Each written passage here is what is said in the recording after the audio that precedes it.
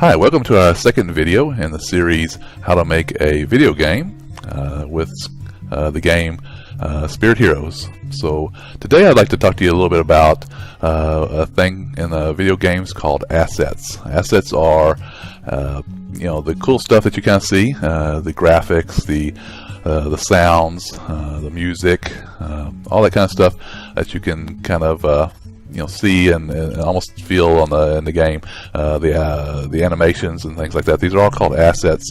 So if you want to start making a game, the first thing you kind of start thinking about doing is what do the assets look like, and how you're going to build these, create these assets. So we use a couple of suite of tools that we use. They're all open source. They're free. You can go to our website and it'll have a whole bunch of these listed. So if you go to the wiki page here, it'll show this page here, and it's a list of things that we've used in the past. All these tools for the various categories: game engines, physics, programming, some utilities and things. But what we're going to talk about today is really just kind of this multimedia section right here. It's some of the tools that we use for creating some of these assets. So one of the assets you would think you would want to make is some pictures. So pictures are kind of the core in your video game. So we have a couple of pictures here we created for an animation series that I'm going to show you here in just a minute. This is basically one of the little guys, the creatures that the mean guys that are come and attack the spirit heroes and such. So this is the original image here. This is the image we took and kind of pulled it apart in a few places.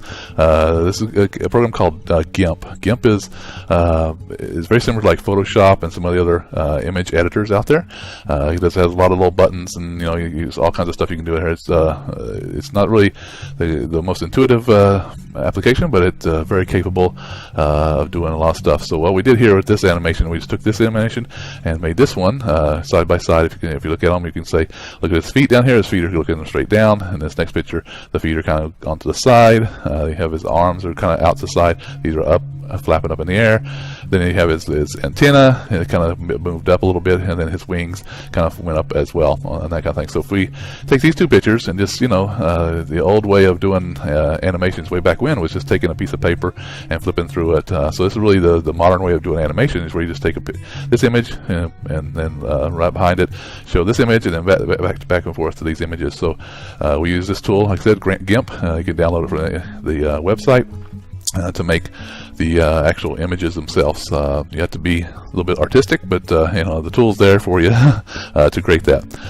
Then to put them into an animation series, we pulled these in. These are the two files. We have Monster 1 and Monster 2, and they have two different images. So you can see one's there, and you can see kind of, if you do like that, it has some kind of a very simple animation. So if we run this animation series, you can see it's 1-2 pictures, but it kind of has a cool flapping. This guy is he's trying to stay up and fly. So it's real simple, but we'll get more graphics and more animations. But I kind of wanted to show you what this tool is. This tool is called Cocos Studio. It's we use I said in the earlier video, we use a program called Cocos 2DX, which is the game engine. Well, the same company also produces this tool called Cocos Studio, and it's free for downloading. You can install it for Windows and Macs and all kinds of stuff. We're running on the Windows right now, but you can install it. It has a lot of capabilities. Again, this is a lot of these tools you'll find out that you download. They're really, really capable, but they don't have a lot of user buttons that are real simple. So they're not really simple tools, but they're very capable. This one's kind of one of those that doesn't have a lot of documentation out there yet. They're working on it, but the tool itself is very capable, and it creates these animation loops with sprites. These are called sprite images. What's within in a video game where you just flip back and forth, a sprite loop, whatever. Anyway, so that's kind of how we create the animations. A couple of tools we use that. Then what we do also for some of the animations is we use a program called Blender. Blender is a 3D modeler. It has a lot of other features too. It has where you can create your own video game inside of it. It has it's not very capable for that, but it does have an engine in there. It does have been games written by it, but it's more for the creating the images in 3D. So if you could look at this, we can just spin it around. This is a button, an actual press button that we're going to create on the game, and you'll press this button like to jump and things. So we just kind of wanted to make a simple little button for right now. We'll make it a little fancier, but you can create these buttons and such where it gives you various views of animation, and you can put them into pictures, and you can animate this as well. If you want to see down here, you got timelines and things, but we won't get into that.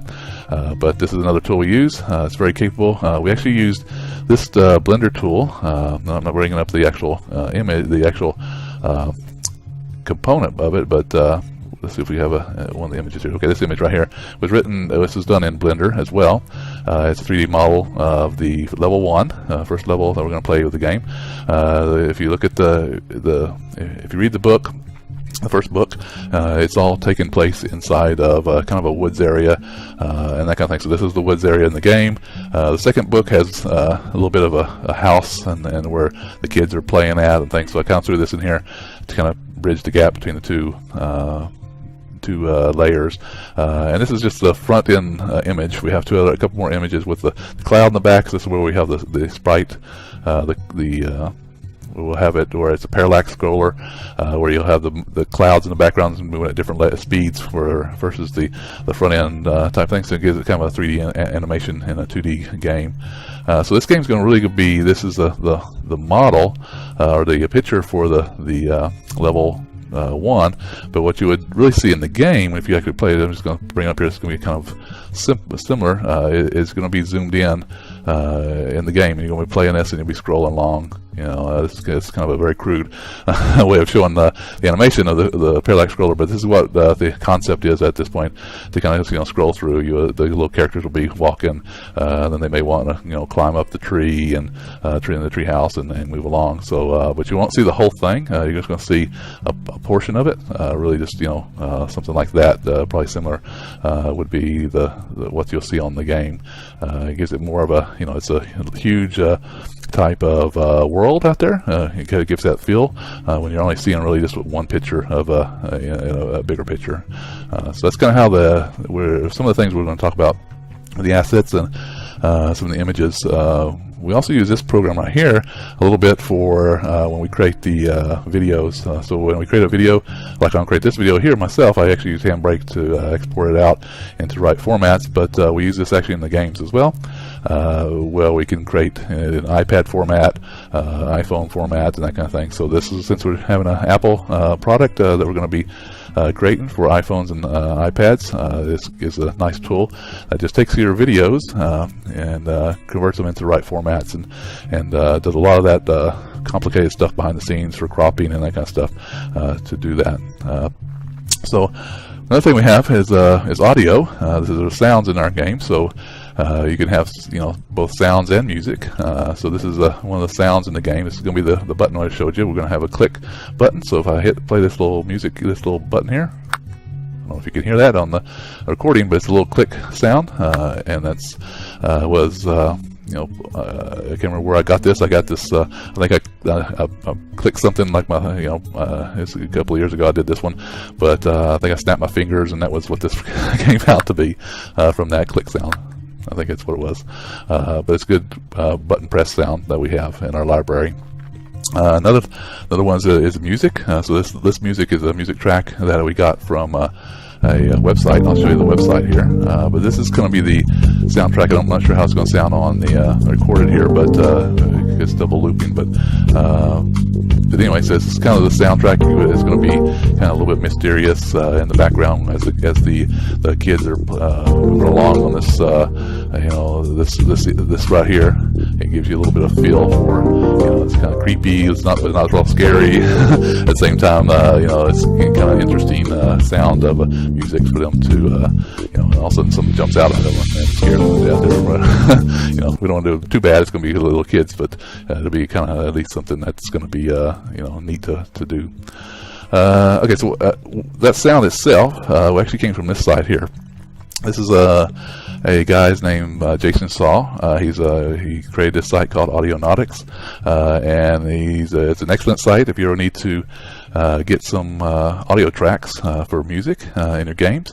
Go to this site. I highly recommend it because he's got just tons and tons of music for all kinds of things, you know, country and, you know, rock and roll, and you know, you can see all this stuff here. It's just various, you know, it's hundreds of audio tracks and stuff, and the good thing is it's all free. So he's actually on his site puts his Creative Commons 0. If you see, it's got down unsupported license, but it's the attribution. So all you have to do is in your game is, you know, put this little thing saying music by Jason Saw at audionautics.com, and then in theory that's what you know, you don't have to pay him anything. That's all he wants out of that. He's just looking for no money from you, although he will take money, you know, from donations. So if you download something, please try to donate to his site, but at least it's free for you. And the hard thing with music and a lot of that stuff is really the license for you know, owning that stuff, because you know, you may have a great sound that's out there, you know, popular hip-hop music,